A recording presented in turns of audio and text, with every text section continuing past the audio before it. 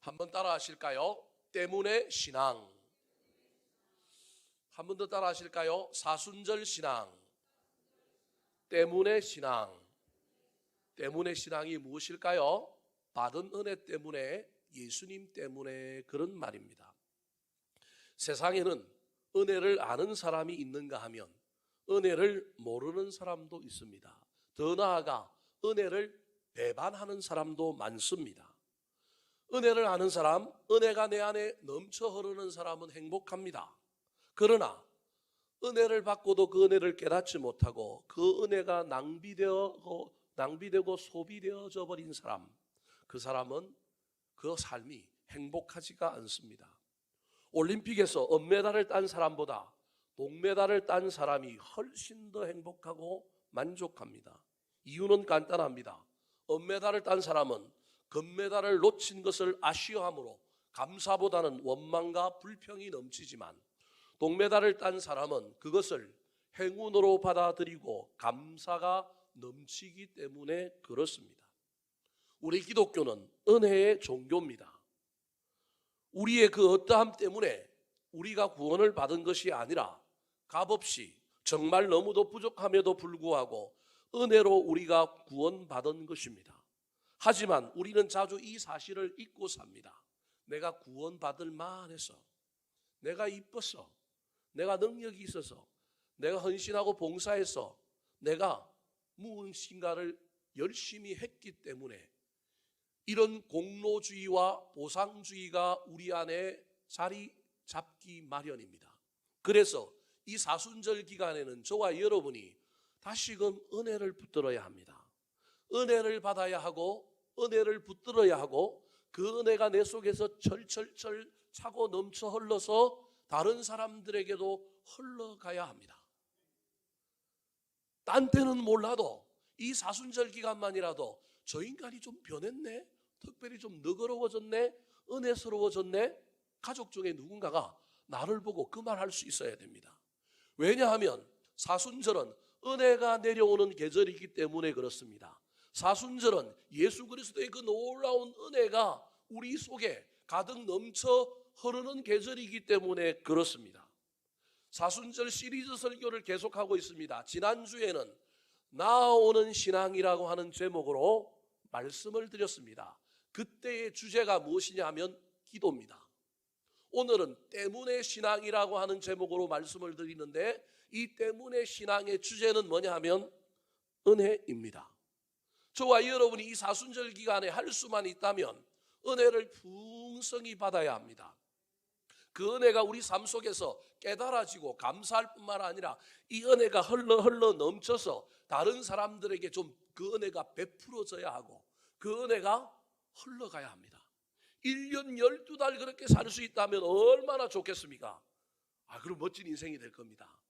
적어도 1년 12달 그렇게 못 산다 할지라도 이 사순절 기간만이라도, 사순절 기간을 지내고 있는 이 기간만이라도 저와 여러분이 신앙의 목표로 삼아야 할 것 중에 하나가, 내가 은혜를 좀 더 많이 받으리라, 내 안에 은혜가 좀 철철철 넘쳐 흘러서 내가 다른 사람에게 은혜를 좀 베풀며 살리라, 내가 좀 은혜로운 사람이 되리라, 이것이 저와 여러분의 이 사순절의 목표 중에 하나여야 합니다.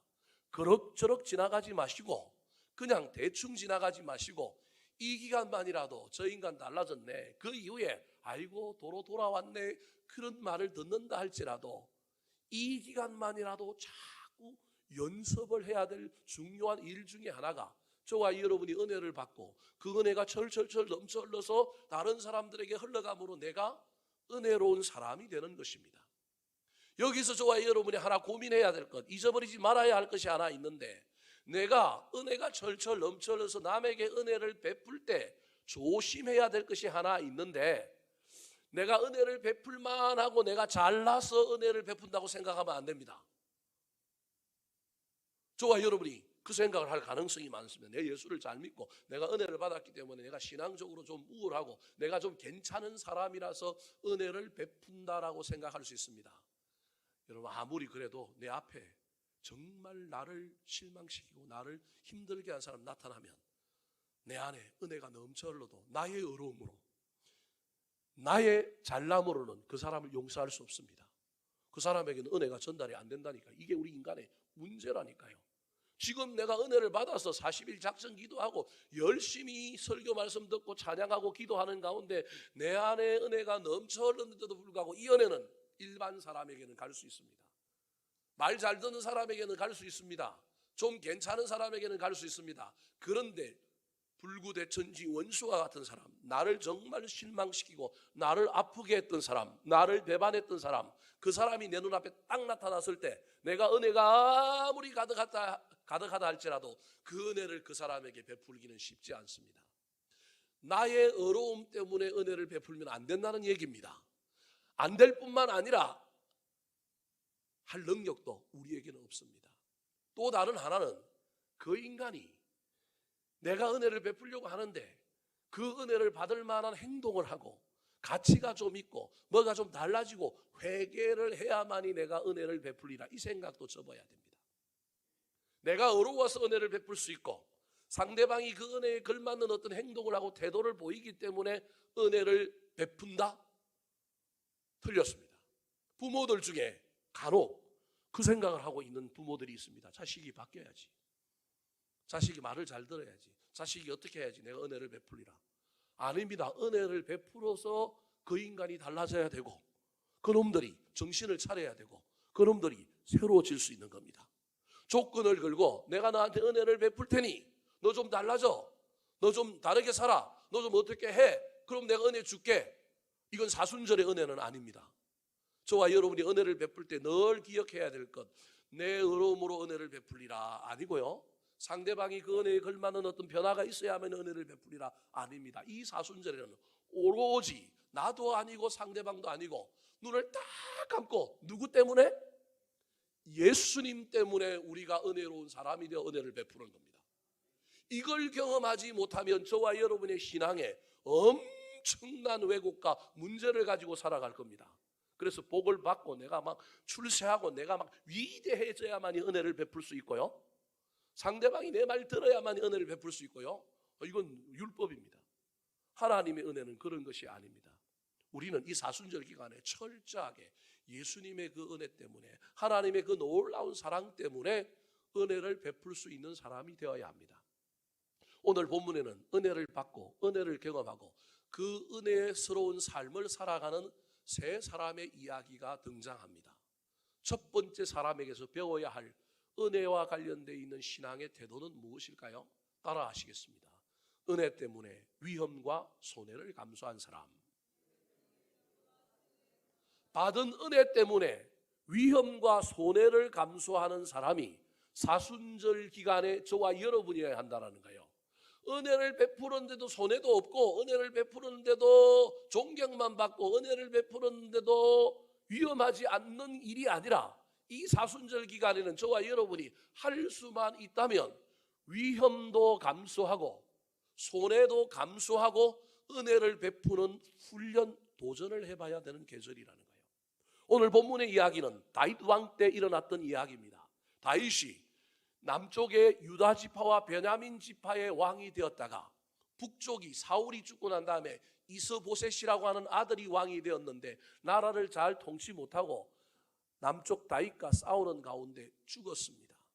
그러고 나니 북쪽에 있는 10개 지파가 다윗의 위대함을 알고 무릎을 꿇고 와서 우리도 다스려 주십시오. 그래서 드디어 통일 왕국을 이루었습니다. 남쪽의 수도였던 헤브론이 너무 치우쳐 있어서 전 국토를 다스리기에 합당한 좀 북쪽에 수도가 필요해서 여호수아 때 점령되지 아니하였던 여부서인들의 성읍을 정복하여 거기를 수도로 삼고 그때부터 그 성 이름이 예루살렘이 되었습니다. 이제 나라가 기틀을 마련하기 시작했고 점점점 안정이 되어가기 시작했습니다.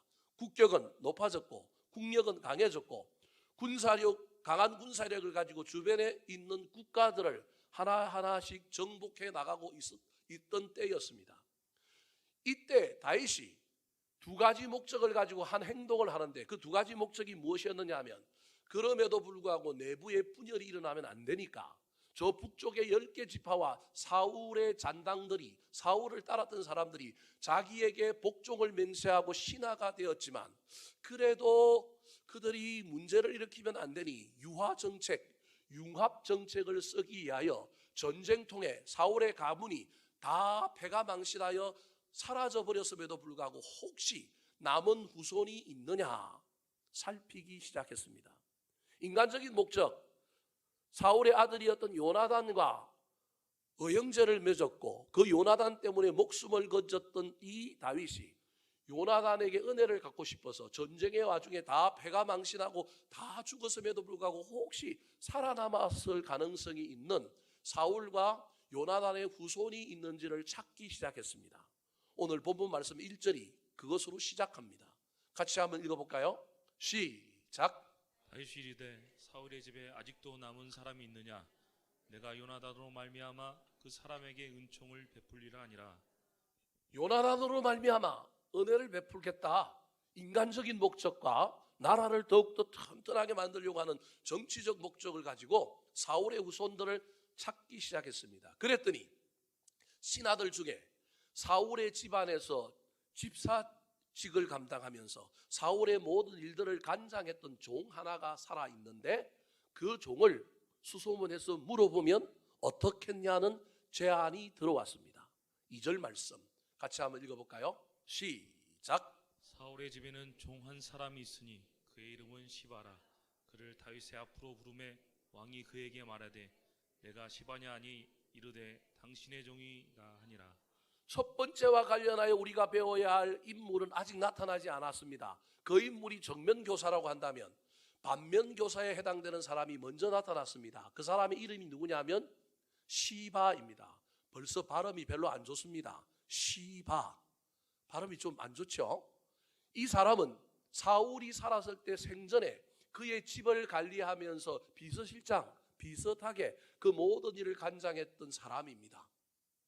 사울도 죽고 모든 사람들도 죽었는데 이 사울의 후손들이 어떻게 되었을지를 가장 잘 알 수 있는 사람이 시바였습니다. 그래서 이 시바를 다윗이 불러가지고 혹시 사울의 집안에 살아남은 사람이 있느냐라고 묻기 시작합니다. 그런데 이 시바가 이름도 그러하지만 이 안에 시커먼 게 들어있는 사람입니다. 은혜가 들어있는 사람이 아니라 뭐가 들어있는 사람이냐면 욕심이 들어있는 사람입니다.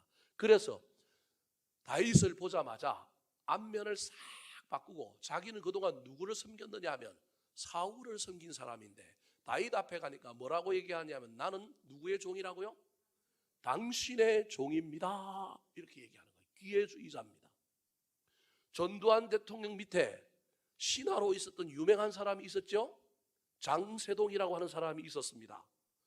둘 다 나쁜 짓을 한 사람이지만 우리 국민들의 머리에는 장세동 하면 그래도 어떤 사람으로 여겨지느냐 하면 괜찮은 사람으로 여겨집니다. 왜냐하면 인간적인 관계에 있어서 끝까지 자기네 주군에 해당되는 전두환을 버리지 않고 전두환을 섬겼던 사람, 끝까지 의리를 지킨 사람, 잘못도 있고 잘못한 것도 있지만 그럼에도 불구하고 그 잘못한 것보다 의리를 지킨 것 때문에 사람의 머리에는 인간적으로 그래도 장세동은 자기가 섬겼던 사람 배신하지 않고 끝까지 충성을 한 사람이다. 그런 평가를 받는 겁니다. 시바가 그래야 되는데 시바는 그러지 못하고 지금 왕한테 불려가가지고 혹시 혼날까봐 벌벌벌 떨다가 왕한테 뭐라고 얘기하냐 안면을 바꾸고 난 사울의 종이 아니라 누구의 종이라고요? 다윗의 종입니다. 그렇게 얘기하는 거예요. 다윗은 지금 시바의 태도가 중요한 게 아니라 누가 중요하냐 하면 그 후손들이 어디 있느냐가 중요합니다. 그래서 시바에게 묻습니다. 야, 후손들 어디 있냐? 그랬더니 다 죽고 요나단의 아들 하나만 살아남았는데 그 아들이 어디에 있다고 알려줍니다. 4절 말씀 같이 한번 읽어볼까요? 시작. 왕이 그에게 말하되 그가 어디 있느냐 하니 시바가 왕께 아뢰되 로드발 암미엘의 아들 마길의 집에 있나이다 하니라. 자, 오늘 첫 번째 저와 여러분이 생각해야 될 인물 정면교사 마길이라고 하는 사람이 등장했습니다. 로드발은 동네 이름이고 암미엘은 아버지 이름입니다. 이 마길의 집에 요나단의 아들 머비보셋이 있습니다. 요나단의 아들 머비보셋은 두 발을 저는 혼자서 보행을 할 수 없는 장애인입니다. 장애인이 마길이라고 하는 사람의 집에 가 있습니다. 집안이 다 풍비박산나고 죽음의 위기에서 겨우 건짐을 받았는데 장애인으로 혼자 살아가기 힘드는데, 이 혼자 살아가기 힘든 이 머비보셋을 거두어 준 사람이 누구냐 하면 마길입니다. 정상적인 사람을 거두어 두는 것도 쉬운 일이 아닌데, 이 마길이 도대체 어떤 사람이길래 그가 머비보셋이라고 하는 요나단의 아들 장애인을 거두었을까요? 장애인을 데리고 집에서 먹이고 살리는 일은 대단히 어려운 일입니다. 그런데 그 일을 기꺼이 감당한 사람이 누구냐 하면 마길입니다. 여기서 저와 여러분이 생각해 봐야 합니다. 시바는 사울에게 은혜를 입었고 사울의 종으로 사울 집의 집사 역할을 했던 사람인데, 돌봐야 한다면, 머비보셋을 돌봐야 한다면 마길보다는 누가 돌봐야 할까요? 시바가 돌봐야 합니다. 시바는 지금 자기가 돌봐야 할 대상에 해당되는 머비보셋이 어디에 있는지도 압니다. 알지만 그는 뭐 하지 않는 사람이에요? 돌보지 않는 사람입니다. 왜냐하면 손해가 되니까요. 왜냐하면요, 위험이 따를 수 있으니까요. 다윗과 원수편이라고 생각하는 사울 집안의 사람을 내가 거두어 줌으로 말미암아, 그로 말미암아 정치적인 후폭풍을 맞아서 다윗의 신하들과 다윗에게 내가 안갚음을 당하면 안 되기 때문에 그런 거예요. 인간적인 면에서는 어떻게 보면 시바의 이런 모습은 누구에나 있을 수 있는 이야기입니다. 시바를 그렇다고 그렇게 나쁘다고 이야기할 수는 없습니다. 정적이 되어서 안갚음을 당하면 안 되니까 그래서 안 한 거예요. 그렇다면 똑같은 이치에서 마길은 왜 그 일을 하고 있을까요? 마길은 다윗에게 안갚음을 당하거나 피해를 입지 않고 시바만 당할까요? 여기에서 중요한 차이가 있는 거예요. 마길은 위험함에도 불구하고 손해를 본다는 걸 알매도 불구하고 그 일을 기꺼이 감당하여 요나단의 아들 머비보셋을 자기 집에 데리고 있습니다. 마길보다는 훨씬 그 일을 하기에 더 합당한 사람이 누구냐 하면 시바인데도 시바는 그 일을 안 합니다.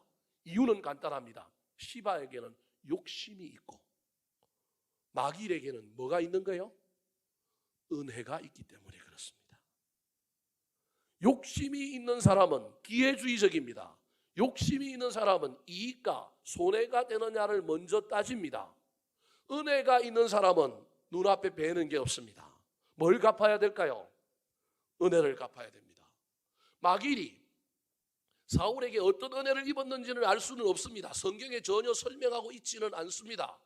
그래서 마길이 은혜를 입었는지 아니는지 해석할 수는 없지만 우리가 기본적으로 마길의 이런 행동을 바라볼 때 추정하기는 마길이 사울에게 큰 은혜를 입었기 때문에 다윗으로부터 보복을 당할 수도 있고 물질적으로 큰 손해를 입고 불편함에도 불구하고 요나단의 아들 머비보셋을 자기 집에 들인 거예요. 위험을 무릅쓴 거예요. 손해를 감수한 거예요. 이유는 간단해요. 요나단이나 사울에게 마길이 무엇을 입었기 때문에? 은혜를 입었기 때문에.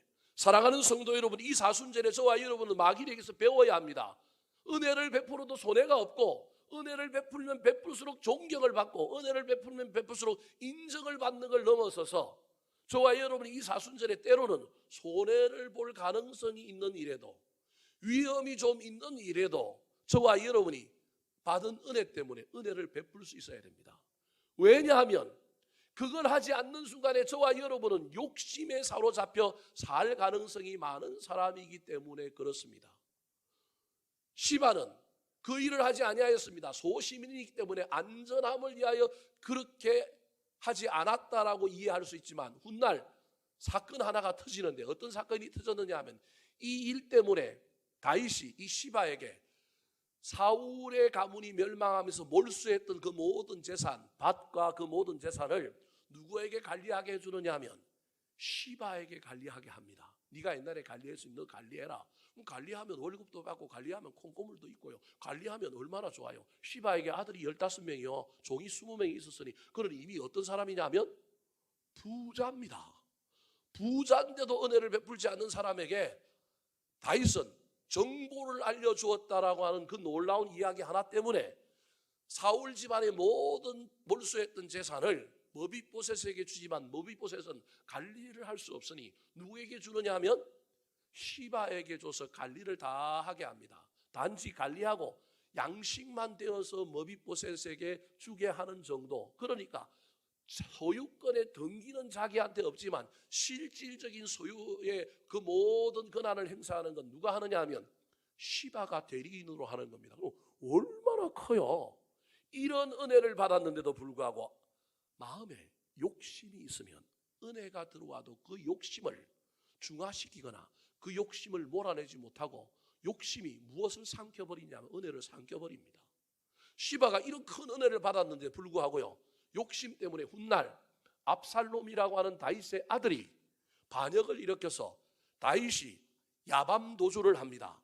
머리는 산발이 되고요, 발은 벗은 채로 급하게 도망 나오느라고 아무것도 못 가져갑니다. 근데 그때 시바가 나귀를 타고 도망가는 누구를 따라오느냐 하면 다윗을 따라옵니다. 따라와서 뭐라고 얘기하느냐 하면 나는 당신을 따라왔는데 당신이 그렇게 은혜를 베풀어준 머비보셋은 누구 편에 붙었다고요? 압살롬 편에 붙었습니다. 노발대발 은혜를 베풀어줬는데 그 은혜를 모르는 이 머비보셋, 다윗이 들은 얘기는 한쪽 얘기만 들었으니까 그래서 그 모든 재산을 뺏어서 누구한테 주겠다고요? 시바 너한테 주겠다라는 거예요. 욕심이 이루어지는 순간입니다. 근데 알고 보면 흑막을 거둬보면 그 안에 거짓말하여 재산을 빼앗으려고 이번 기회를 통하여 다윗에게 잘 보여서 위탁받은 재산을 온전히 등기가 된 자기 재산으로 만들려고 수를 부리고 욕심을 부렸던 인간이 누구냐 하면 시바입니다. 그의 마음속에는 뭐가 있느냐 하면 욕심이 있기 때문에 그렇습니다. 사랑하는 성도 여러분, 욕심은 선한 일을 할 때도 있습니다. 인류의 역사는 욕심의 역사입니다. 욕심이 없는 사람이 어떻게 발전할 수 있겠습니까? 그런데 이 사순절에 저와 여러분 할 수만 있다면 욕심을 좀 내려놓았으면 좋겠습니다. 욕심을 좀 내려놓고 손해가 되더라도 위험을 무릅쓰더라도 받은 은혜 때문에 은혜를 베푸는 사람이 되었으면 좋겠습니다. 이 마길이라고 하는 사람이 얼마나 은혜가 많은 사람이고 은혜를 베푸는 사람인지는 이 압살롬의 반란 때 아무것도 갖지 않고 도망갔던 이 다윗을 마길이라고 하는 사람이 마중을 나와서 다윗을 도와주는 이야기가 나옵니다. 사울에게도 은혜를 베푸는 사람, 다윗에게도 은혜를 베푸는 사람이 누구냐면 마길이었던 겁니다. 사무엘하 17장 27절 말씀 시작. 시 마하나임이 이르렀을 때 암몬 족속에게 속한 라빠 사람 나하스의 아들 소비와 로데발 사람 암미엘의 아들 미갈과 로드길 길앗 사람 바르실레가, 자, 저 세 사람 소비와 마길과 바르실레의 대장은 바르실레입니다. 나이가 많은 허연 머리를 가지고 있는 바르실레라고 하는 사람이 주동이 되어서 마길과 소비와 함께 도망 나온 다윗을 도와줍니다. 어떻게 도왔을까요? 28절 29절 말씀 시작. 침상과 대야와 질그릇과 밀과 보리와 밀가루, 복식과 콩과 밭과 볶은 녹두와 꿀과 버터와 양과 치즈를 가져다가 다윗과 그와 함께한 백성에게 먹게 하였으니 이는 그들 생각에 백성의 들에서 시장하고 고나고 목마르겠다 함이더라. 자, 저 파란색 하늘색 글자는요 물자를 갖고 온 거예요. 침상, 오늘날 좀 야전 침대, 라꾸라꾸 침대를 갖고 온 거예요. 왕 편하게 도망왔지만 잘하고. 대야를 갖고 왔어요. 손 씻고 얼굴 씻으라고. 그 다음에 뭘 갖고 왔어요? 질것을 갖고 와요. 차도 한 잔 마시라고. 뿐만 아니라 수많은 음식을 갖고 와요. 밀과 보리, 밀가루, 볶은 것이 콩, 팥, 붉은 녹두, 꿀, 버터, 양, 치즈, 엄청난 물품을 갖고 온 거예요. 다윗이 얼마나 감동했을까요? 고난 당할 때, 피난 갈 때, 어려움 당할 때 누가 찾아와서 자기를 한대해 주는 사람 잊을 수 없을 거예요. 이 사람들의 명단에 누가 들어있다고요? 마길이 들어있는 거예요. 그 말은 마길은 은혜를 받은 사람에게 그 은혜를 꼭 갚는 사람이라는 거예요. 사랑하는 성도 여러분, 받은 사람에게만 갚으라는 법은 없습니다. 사랑은 내리사랑이기 때문에 부모에게 받았을지라도 부모에게 못 갚으면 자식에게 갚으면 됩니다. 이 사람에게 은혜를 받았으면 그 사람에게 갚을 수 있으면 좋겠지만 다른 사람에게도 갚으면 좋습니다. 저는 부목사로 담임 목사에게 큰 은혜를 입었기 때문에 저는 제 평생 동안 나도 그 은혜를 어떻게 하면 갚을까? 저는 의도적으로 교회를 키우는 일을 하지 않았는데 지금 와서 후회되는 게, 야, 나도 좀 교회를 키워서 우리 부목사들 중에 한 사람 좀 떼워서 개척하는 데 좀 도움도 주고 이럴 수 있었으면 좋은데 나는 왜 그 생각을 못했을까? 나는 내가 강성교회에서 부목사 생활을 하면서 은혜를 받아서 여기를 나왔는데, 내가 그 은혜를 받았으니 나도 갚아서 우리 부목사들 중에서 누가 개척하거나 좋은 일 있을 때 나도 그 은혜를 그렇게 갚아야 하지 않겠느냐. 좋은 목사 밑에서 목회를 배웠으니 나도 내 밑에 있는 목회자들 잘 대해주어야 하지 않겠느냐. 여러분, 이게 은혜 받은 사람의 특징입니다. 제가 쟤를 교만스럽게 자랑하려고 하는 것이 아니라 이 사순절 기간만이라도 저와 여러분은 욕심을 좀 물리치고 할 수만 있다면 받은 은혜 때문에 그 은혜를 베푸는 사람들이 되기를 우리 구주 예수 그리스도의 이름으로 축원합니다. 두 번째, 오늘 본문에 등장하는 사람은 누구일까요? 그 사람에게서 배워야 할 은혜와 관련된 우리의 신앙의 태도는 무엇일까요? 따라 하시겠습니다. 은혜 때문에 고백이 살아있는 겸손한 사람. 두 번째 주인공은 요나단의 아들 머비보셋입니다. 머비보셋은 인간적으로 참 불행한 사람입니다.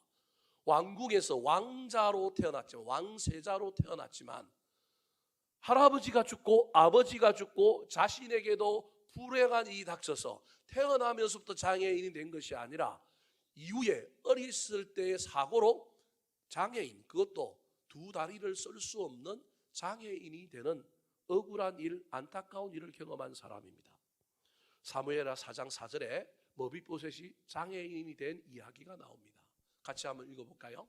시작. 사울의 아들 요나단에게 다리 저는 아들 하나가 있었으니 이름은 무비보셋이라. 전에 사울과 요나단이 죽은 소식이 일레서 올 때 그의 나이가 5살이었는데 그 유모가 안고 도망할 때 급히 도망하다가 아이가 떨어져 절개 되었더라. 아버지가 전쟁의 죽음으로 말미암아 피난을 갈 때 유모가 급하게 데리고 가다가 그 아이를 땅에 뭐 한 거예요?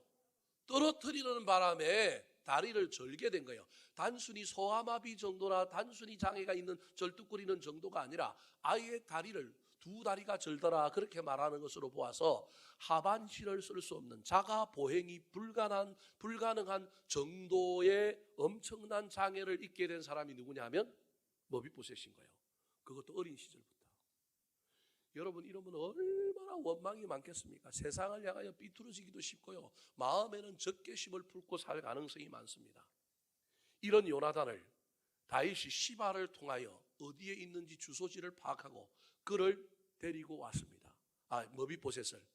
이때 이 머비보셋이 다윗 앞에 왔을 때 자기를 죽일까 봐, 반대편 가문의 사람이니까 다윗의 본심은 모르고 다윗 앞에 섰을 때 엄청나게 두려워 떨었습니다.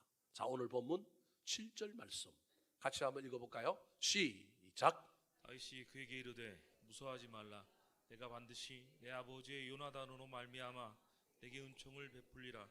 내가 내 할아버지 사울의 모든 밭을 다 내게 도로 주겠고 또 너는 항상 내 상에서 떡을 먹을지니라 하니. 무서워 떨고 있는 머비보셋을 향하여 다윗이 무서워하지 말라. 내가 은총을 베풀겠다. 너의 할아버지 재산, 국가가 몰수했던 그 모든 재산을 내가 너한테 줄 뿐만 아니라 너는 항상 내 상에서 뭘 먹을 거라고요? 떡을 먹을 거라는 거예요. 나중에 설명하겠지만 이거 대단한 일이에요. 재산을 돌려주는 것도 대단한 일일 뿐만 아니라 왕궁에서 다윗과 함께 한 상에서 뭘 먹는다고요? 떡이 우리로 지금 밥이잖아요. 밥을 먹는다는 거예요. 이 말은 식구가 되었다, 가족이 되었다, 그런 말입니다. 다윗과 요나단은 언약을 맺었어요. 내가 일찍 죽으면 너는 우리 자식을 책임지고, 네가 일찍 죽으면 나는 너의 자식을 책임지겠다. 이게 다윗과 요나단 사이의 언약이에요. 근데 요나단이 죽었잖아요.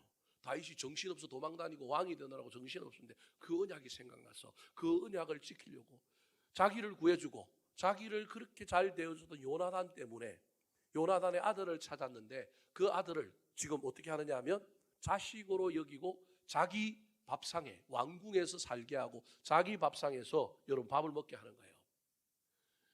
다윗의 아들들이 아마 엄청 반대했을 수도 있고요. 다윗의 신하들 중에서도 엄청 반대했을 수도 있어요. 독살할 수도 있습니다. 어떻게 장애인가? 죄송한 이야기지만 수많은 비난과 수많은 어려움이 있었을 것입니다. 그럼에도 불구하고 다윗은 이 요나단을 자기 상에서 먹게 하는 놀라운 일을 실시한 거예요. 이것 때문에 다윗이 베풀어준 그 놀라운 은혜, 재산도 돌려줄 뿐만 아니라 가족으로 받아주고 아들처럼 대해주겠다고 하는 이 놀라운 이 은혜에 머비보셋이 감격하여 멋진 고백을 합니다. 무슨 고백을 했을까요? 8절 말씀 같이 한번 읽어볼까요? 시작. 그가 절하여 이르되 이 종이 무엇이기에 왕께서 죽은 개 같은 나를 돌아보시나이까 하니라. 머비보셋이 은혜를 받은 후에 자기 자신의 정체성을 뭐라고 고백하고 있느냐 하면 죽은 개 같은 나. 몹시 기분이 이상할지 모르겠지만 저 죽은 개 같은 나가 누구냐면 저와 여러분입니다. 구속사적으로 해석하면 다윗은 하나님이요 머비보셋이 누구냐 하면 저와 여러분입니다. 다윗이 머비보셋에게 행한 일이 하나님이 우리에게 행한 일입니다. 우리를 저 천국에 하나님의 아들로 불러주셔서 이 땅에서 죄 많은 저와 여러분을 도저히 함께 앉을 수 없는 저와 여러분을 앉게 하시고 밥 먹게 해주실 것입니다. 이게 놀라운 은혜입니다. 이 은혜를 깨달은 사람은 믿음의 고백, 겸손한 고백이 있어야 합니다. 이게 머비보셋의 고백, 죽은 개 같은 나를 어찌 이리 돌보아 주십니까? 겸손한 고백, 겸손한 감사가 머비보셋에게 있는 것입니다. 사랑하는 성도 여러분, 이 사순절에 저와 여러분은 받은 은혜에 감격하여 겸손해져야 합니다. 나의 정체성이 무엇인지를 다시금 잊어버리면 안 됩니다. 우리는 예수를 믿고 목사가 되고 교인들 앞에서 설교하는 순간 나도 모르는 사이에 내 정체성을 잊어버려서 죽은 개 같은 사람이 난데 내가 교인들한테 좀 이빠른 소리하고 좀 옳은 소리하니 내 인격이 내가 옳은 소리 한다고 나도 옳은 사람이라고 착각하여 내 신앙을 돌보지 않고 교만하게 살아갈 가능성이 얼마나 많은지 모릅니다. 그래서 이 사순절에 이영기 목사는 죽은 개다라고 늘 외쳐야 합니다. 다른 때는 몰라도 이 기간만이라도 저와 여러분의 죄인된 우리의 정체성을 다시금 회복하고 겸손해져야 합니다. 죽은 개 같은 나를 목사 되게 하셔서 교인들 앞에 세워주시고 하나님의 진리의 말씀을 깨닫게 해주시고 그 말씀을 전하게 해주셨으니 얼마나 감사합니까? 더 겸손해져야 되고 더 감사해야 하는데 목회를 하다 보니 죽은 개 같은 나를 잊어버려 공로주의가 나타나요. 보상주의가 나타나요. 교만해지기가 십상입니다. 그래서 받은 은혜 때문에 이 사순절 기간에 저와 여러분은 겸손해져야 합니다. 다시금 우리의 정체성을 깨닫고 그 정체성을 붙들고 하나님 앞에 하나님 감사합니다. 어찌 나를 돌보셨습니까? 어찌 나를 여기까지 인도하셨습니까? 우리 주님께 감사해야 합니다.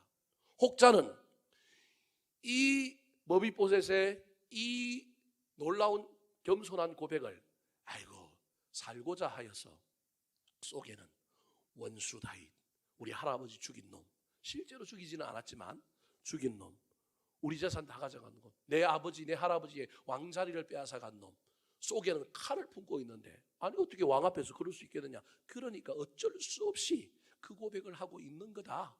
저게 은혜스러운 것 같지만 은혜가 있는 게 아니라 속에는 욕심이 속에는 정오가 있다. 그렇게 말하는 사람들이 있습니다.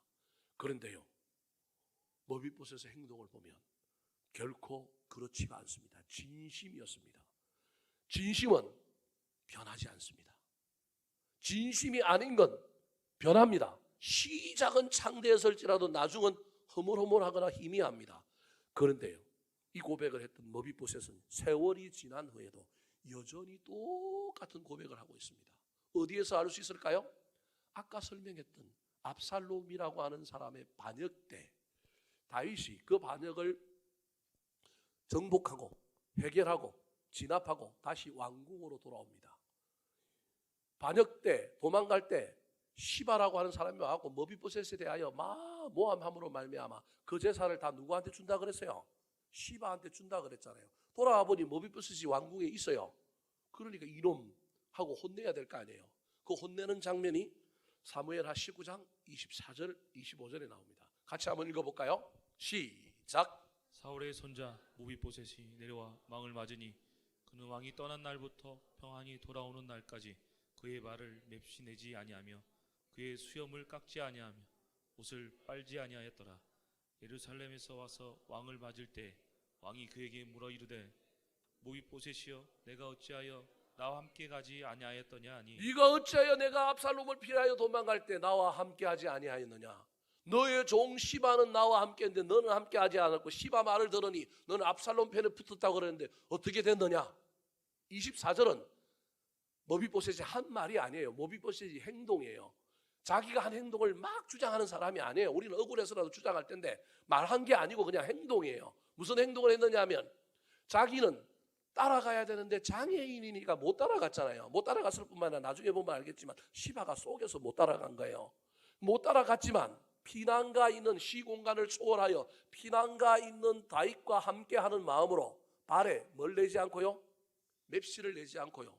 수염을 깎지 않고요. 옷을 빨지 아니하고 몸은 안 갔지만 여기서 몸과 마음이 다윗과 함께 있는 마음으로 똑같이 있었던 거예요. 우리 같으면 그랬으면 저거 자랑할 텐데요. 그 자랑한 게 아니고 그냥 성경의 저자가 알아서 기록해주고 있는 거예요. 어찌하여 가지 않았나 물어보니까 이제 머비보셋이 대답하는 장면이 나옵니다. 자, 26절, 27절 말씀 시작. 대답하되 내 주 왕이여 왕의 종이 나는 다리를 저름 내 나귀의 안장을 지어 그 위에 타고 왕과 함께 가려 하였더니 내 종이 나를 속이고 종인 나를 내 주 왕께 모함하였나이다. 내 주 왕께서는 하나님의 사자와 같으시니 왕이 처본대로 하옵소서. 원래 가려고 했단 말이에요. 근데 도움을 받아야 타고 갈 수 있잖아요. 그런데 도움을 줘야 될 시바가 속인 거예요. 어떻게 속였는지는 안 나옵니다. 뭐 예를 들어 제가 먼저 왕한테 가보고 오겠습니다. 그래 놓고는 낙이 다 끌고 가버렸을 수도 있고요. 뭐 무슨 방법인지는 모르지만 시바가 속인 거예요. 가려고 했는데 하지만 자기 힘으로 갈 수는 없고 남의 도움을 받아야 갈 수 있는데 도움을 줘야 될 시바가 도움을 안 주고 속이고 자기 혼자 가고 막 모함을 해버린 거예요. 그럼에도 불구하고 지금 이 머비보셋은 뭐라고 얘기해야 되냐면 결과론적으로는 가야 하는데 안 갔으니 내 의도와 내 마음이 어떠하든지 간에 결과론적으로는 안 갔으니 주는 왕께서는 하나님의 사자와 같으니 왕의 처분대로 하옵소서. 뭐든지 처분하면 내가 어떻게 하겠다고요? 따르겠습니다. 그렇게 말하고 있는 거예요. 변명하지 않습니다. 자기 공로를 주장하지 않습니다. 충분히 주장할 수 있잖아요. 억울하잖아요. 뒤집어 엎어야 되잖아요. 그런데 그렇게 말하지 않아요. 결과론적으로는 안 갔단 말이에요. 안 간 것에 대하여 내가 책임을 지겠습니다. 왕이여 어떤 처분이니 내려주십시오. 왕을 따르는 마음. 은혜가 있는 사람은 변명하지 않습니다. 은혜가 없는 사람은 변명합니다. 은혜가 있는 사람은 그 은혜를 준 사람에게 모든 처분을 맡깁니다. 28절 시작. 내 주왕 앞에서는 다만 죽은 사람이 되지 아니었나이까. 그러나 종의 왕의 상에서 음식 먹는 자 가운데 드셨사오니 내게 아직 무슨 공의가 있어서 다시 왕께 부르짖을 수 있사오리까 하니라. 옛날 은혜를 잊어버리지 않고 갖고 있는 거예요. 죽을 사람이었는데 내 주 왕 앞에서 죽을 사람인데 상에서 음식 먹는 자로 두었던 것, 여전히 그 은혜를 가지고 있는 거예요. 뿐만 아니라 내가 이미 은혜 받은 사람인데 뭘 지금 또 은혜를 베풀어 달라고, 나 살려달라고, 내가 왕 못 따라간 건 다 모함이라고 막 이렇게 변명하면서 내가 다시 왕께 부르짖을 수 있겠습니까? 그냥 왕이 처분하는 대로 따르겠다는 거예요. 다윗이 모든 이야기를 듣고 처분합니다. 다윗의 처분이 무엇이었을까요? 자, 29절 30절 시작. 왕이 그에게 이르되 내가 어찌하여 또 내 일을 말하느냐. 내가 이르노니 너는 시바와 밭을 나누라 하니 모비보셋이 왕께 아뢰되 내 주 왕께서 평안히 왕궁에 그로 그 전부를 차지하게 하옵소서 하니라. 다윗이 골치가 아파요. 왜 골치가 아프냐면 어찌되었든 모함을 했든 말았든지 자기의 고난의 길을 함께 간 사람은 누구예요? 시바. 근데 그 시바에게는 뭘 했어요? 다 주겠다고 약속을 했잖아요. 왕의 체면이 그걸 바꾸면 또 그러잖아요. 근데 사정을 들어보니 머비보셋에게도 사정이 있는 거예요. 하지만 결과론적으로 머비보셋이 자기와 함께 안 갔잖아요. 그래서 묘한 절충점을 결론을 내린 게 뭐냐면 재산을 어떻게 하라고요? 절반 나누라는 거예요. 시바는 성공한 겁니다. 이 사람은 욕심이 가득 찬 사람인데 그 욕심을 가지고 기회를 엿보고 있다가 자기 욕심을 채운 사람입니다. 은혜가 있는 사람이 아니라 욕심을 채운 사람이에요. 나중에 이 시바의 비극이 마지막이 아주 비극적으로 끝납니다. 욕심은 사망이라니까요. 욕심은 은혜를 먹어버린다니까요. 이 사순절 기간에 저와 여러분이 욕심 부리는 일을 하지 말아야 합니다. 좀 천건만건을 준다 해도 욕심이 아니라 이 사순절 기간은 은혜를 선택하는 삶이 되어야 돼요. 30절에 그 이야기를 들은 다윗의 판결을 들은 머비보셋이 뭐라고 얘기하느냐 하면 나머지 나 절반 주겠다고 하는 것까지 다 누구 주라고요? 시바한테 주십시오. 나는 왕이 살려준 것만 해도 뭐하다고요? 감사하다라는 거예요. 여러분 이게 머비보셋이 처음에 은혜롭게 그 고백한 것이 변하지 않았다라고 하는 걸 보여주는 거예요. 여전히 그는 자기의 정체성, 나는 죽은 개 같은 나. 그런데 나에게 은혜를 베풀어서 이렇게 해주셨는데, 아니 은혜 베풀어 준 것만 해도 감사한데 뭘 더 바라겠느냐. 여전히 뭐가 살아있는 사람이냐면 은혜가 살아있는 사람입니다. 사랑하는 성도 여러분, 이 사순절 기간에 저와 여러분이 은혜를 빼앗기지 말았으면 좋겠습니다. 최고의 은혜, 구원받은 은혜, 최고의 은혜, 그 은혜 죽여도 들지 못하는 이 세상에 우리를 그냥 돋보이게 하고 장식물에 해당되는 것 때문에 저와 여러분이 욕심부리거나 그것 때문에 최고의 은혜를 잊어버리는 것이 아니라 이 사순절에는 구원받은 최고의 은혜를 다시금 깨닫는 계절이 되었으면 좋겠습니다. 그것 때문에 우리의 정체성을 다시 붙들고 하나님께 감사하고 더 겸손해지는 놀라운 이야기의 주인공들이 되기를 예수님의 이름으로 축원합니다. 마지막으로 오늘 본문에 등장하는 사람은 누구일까요? 다윗입니다. 다윗에게 저와 여러분이 배워야 할 것이 무엇일까요? 따라하시겠습니다. 은혜 때문에 자기를 이기고 살아간 사람. 오늘 본문 말씀에 의도적으로 반복하고 있는 말들이 나옵니다. 첫 번째 반복이 4번 반복되는데 그것이 무엇이냐 하면 머비보셋이 다윗의 왕궁에서 다윗의 상에서 떡을 먹는다라고 하는 말을 의도적으로 반복하고 있습니다. 자, 7절 말씀 노란색 글씨만 읽겠습니다. 시작. 너는 항상 떡을 먹을지니라. 10절 말씀 시작. 모비보셋은 항상 내 상에서 떡을 먹으리라. 11절 말씀 시작. 모비보셋은 왕자 중 하나처럼 왕의 상에서 먹으리나. 13절 시작. 모비보셋이 항상 왕의 상에서 먹음으로. 자, 앞에 7절은 다윗이 결단이고요, 결심이고요. 그 다음에 7절 10절은 결단과 결심이에요. 선포예요. 11절과 13절은 그 선포가 현실이 되었다라고 하는 것을 설명해 주는 거예요. 이 이야기에서 중요한 핵심은 뭐냐 하면 다윗이 요나단의 아들 머비보셋을 자기 아들로 여기고 자기 아들로 대우하고 같이 밥을 먹은 겁니다. 한 번 식사 대접하는 건 쉬운 일이지만 가족으로 여기고 밥을 먹는 일은 어려운 일입니다. 왜 어려운 일일까요? 특별히 이건 다윗에게 엄청 어려운 일입니다. 왜 어려운 일이냐 하면 다윗이 장애인을 싫어했기 때문에 그래요. 오늘 본문에 또 다른 반복이 나오는데 그게 뭐냐 하면 다리를 전다라고 하는 표현이 반복되고 있습니다. 3절 말씀 같이 한번 읽어볼까요? 자, 노란색 글씨만 있습니다. 시작. 요나단의 아들 하나가 있는데 다리 저는 자니이다. 13절 시작. 그는 두 발을 다 절더라. 밥을 먹는다는 이야기와 두 발을 전다, 다리를 전다라고 하는 이야기가 반복인 거예요. 밥을 먹는다고 하는 말은 좋은 의미, 아들이 되었다라고 하는 말이고 다리를 전다라는 말은 나쁜 말인 거예요. 다윗은 다리를 저는 문제의 걸림돌이에요. 이걸 넘어서 밥을 먹는 길로 나아간 사람이라는 거예요. 오늘 본문의 이야기가 다리 저는 사람과 나는 함께 할 수 없어. 난 다리 저는 사람 미워해. 나는 이 사람은 싫어. 다윗의 인생에 아주 중요한 문제, 절대 넘어갈 수 없는 문제, 그 문제를 넘어서서 아들로 받아들여서 밥상에서 함께 밥을 먹는 일로 나아간 사람이 누구냐 하면 다윗이라는 거예요. 이게 왜 중요하고 이게 왜 위대하냐 하면 왜 다윗이 다리를 저는 사람을 미워했는지를 알려면 저와 여러분이 다윗이 헤브론에서 수도를 예루살렘으로 옮겼을 때 그 예루살렘을 정복하던 이야기와 관련이 있다는 것을 알아야 합니다. 사무엘하 5장 6절에 다윗이 통일 왕국의 왕이 되고 난 다음에 새 수도를 정하기 위하여 여호수아 때도 점령하지 못한 여부서인들의 성읍을 점령합니다. 그 성이 바로 예루살렘 성입니다. 같이 한번 읽어볼까요? 시작. 왕과 그의 부하들이 예루살렘으로 가서 그 땅 주민 여부수 사람을 치려하매 그 사람들이 다윗에게 이르되 내가 결코 이리로 들어오지 못하리라. 맹인과 다리 여는 자라도 너를 물리치리라 하니 그를 생각에는 다. 여러분, 약 100년이 넘었는데도 불구하고 점령되지 않는 성, 여호수아가 가나안 땅을 점령했는데 산지의 몇몇 성읍들은 정복을 못했단 말이에요. 그 정복되지 않은 성 100년 넘게 여전히 정복되지 않고 가나안 땅에서 이스라엘 땅으로 남아있지 않은 성 중에 하나가 여부수 성인 거예요. 왜냐하면 높은 산지 난공불락인 거예요. 올라올 수가 없는 거예요.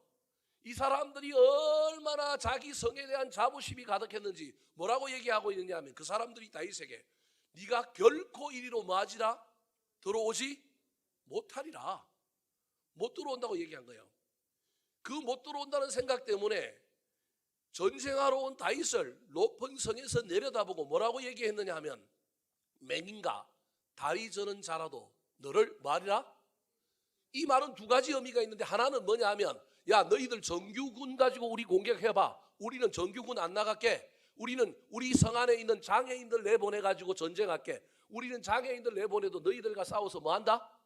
이긴다. 천년의 자연 조건 때문이기도 하지만 깔보고 얘기를 하는 거예요. 이게 첫 번째 의미예요.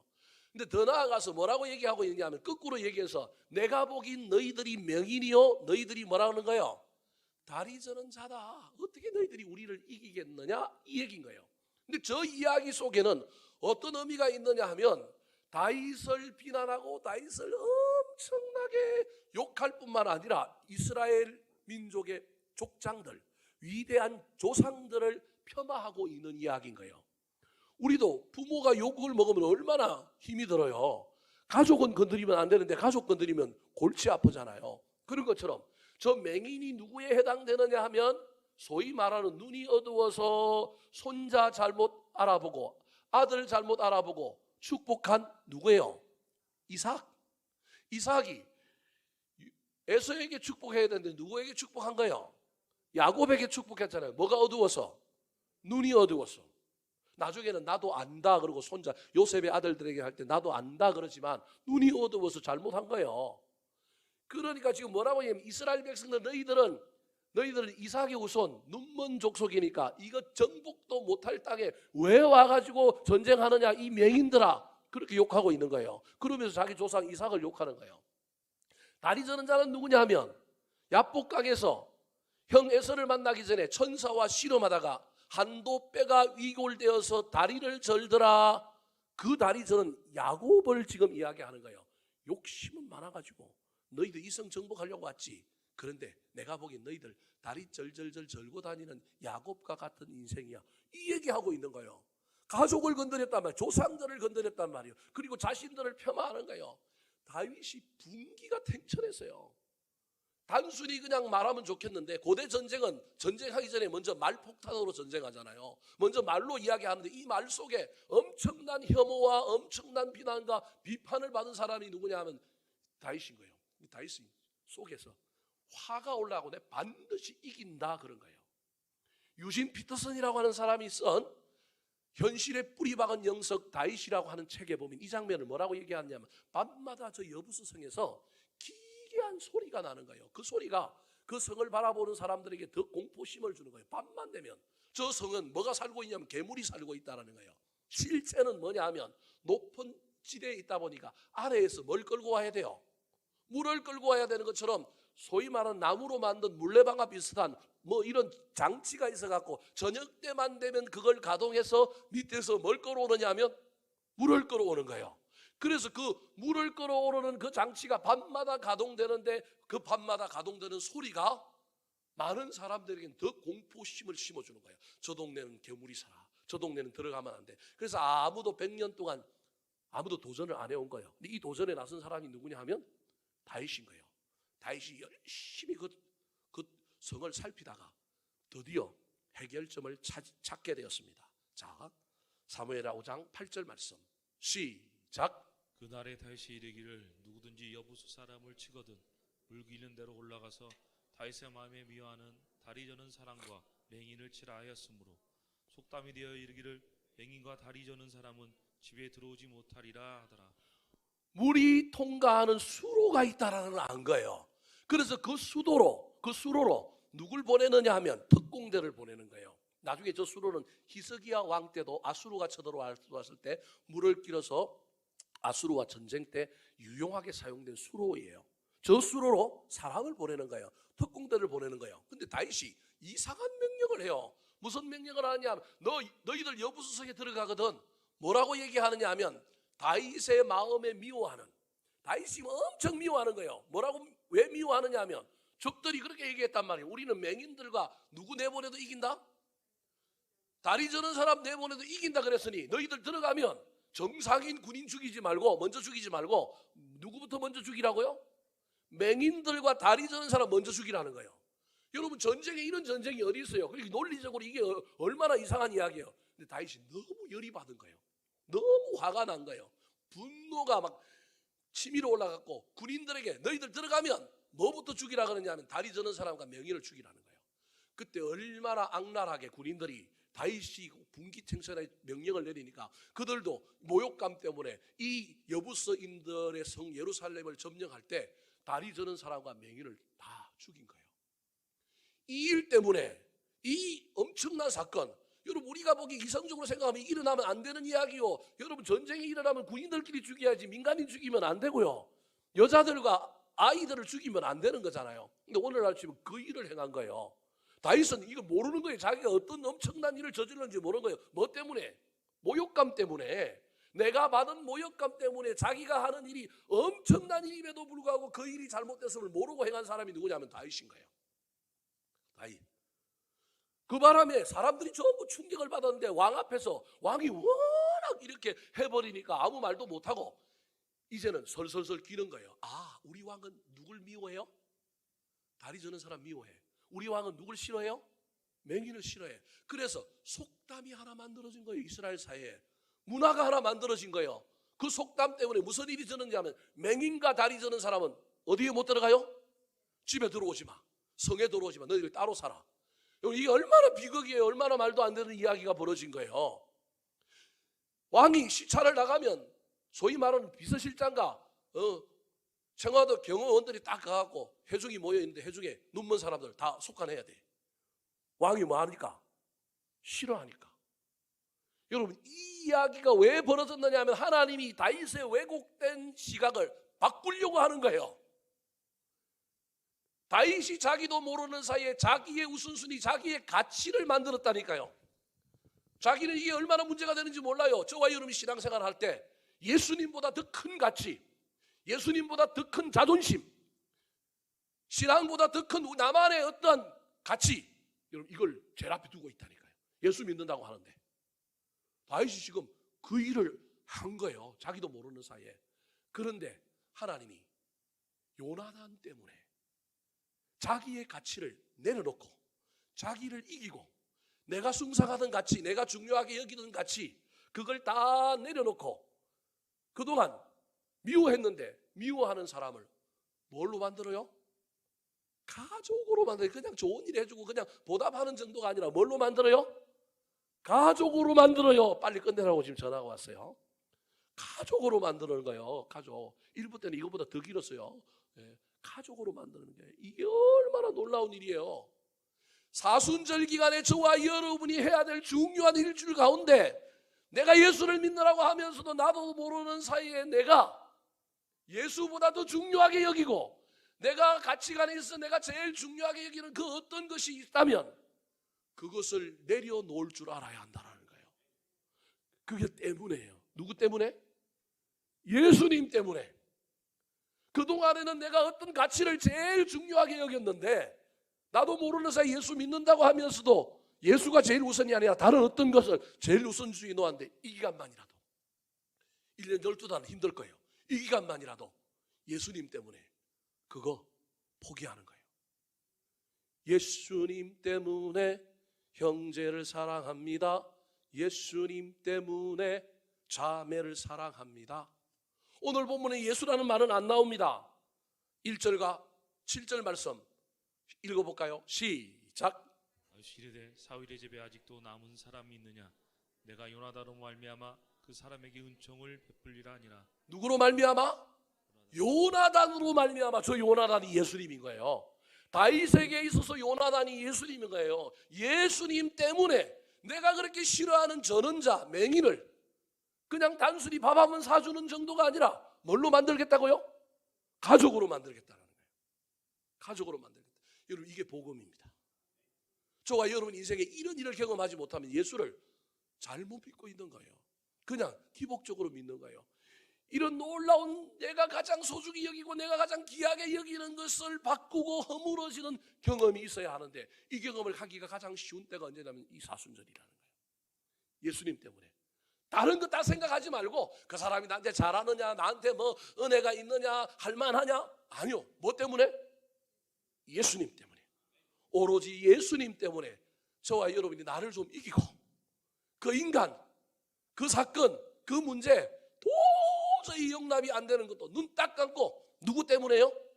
예수님 때문에 사랑하고 용서하고 포용하고 기다리고 인내하고 저와 여러분이 이해하는 이 훈련을 이 사순절 기간에 해야 한다는 겁니다. 할 수만 있다면 저와 여러분에게 이 훈련들이 이 사순절 기간에 다가오게 되기를, 그리고 한번 실험해 보기를, 올해는 진다 할지라도 내년에는 이겨볼 수 있기를 우리 구주 예수 그리스도의 이름으로 축원합니다. 한번 따라 하실까요? 사순절 신앙, 때문에 신앙, 은혜 때문에 위험과 손해를 감수한 사람, 은혜 때문에 고백이 살아있는 겸손한 사람, 은혜 때문에 자기를 이기고 사랑한 사람,